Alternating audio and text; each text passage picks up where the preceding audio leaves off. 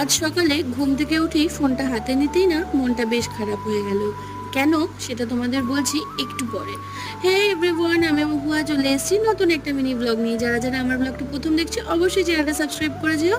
তো সকালে উঠেই ফার্স্টে আজকে লেট করেই উঠেছি, কফিটা খেয়ে নিলাম। দেন বাবান ড্রয়িং করতে বসেছিল, আর আজকে ওয়েদারটা ছিল এরকম ক্লাউডি ক্লাউডি। আমি স্নানটা সেরে নিলাম, পুজো দেবো। মা বললো আজকে রান্না বান্না মাই করবে, আর মার কিছু টুকটাক কাজ বাজ আছে। তারপরে স্নান করে স্কিন কেয়ার সেরে আমি আগে সকাল সকাল পুজোটা সেরে নিলাম। গোপুসোনাকে খাইয়ে দিয়ে দেন তারপরে নিজেও লাঞ্চ করে নিলাম। যে কারণটা তোমাদের বলছিলাম, যে আমাদের মন খারাপের কারণটা, যে সকালে উঠে দেখছি আজকে নাকি ফাদার্স ডে। প্রতি বছরই এই দিনটা আমার মনটা একটু খারাপই থাকে। তোমরা হয়তো সবাই জানো কেন। আমার বাবা আজকে বিগত 7 বছর হয়েছে প্রয়াত হয়েছে উনি, তো সেই জন্য একটা মন খারাপ থাকে। আদরের পাপাও কাজের সূত্রে রয়েছে বেশ কয়েকদিন ধরে বাইরে।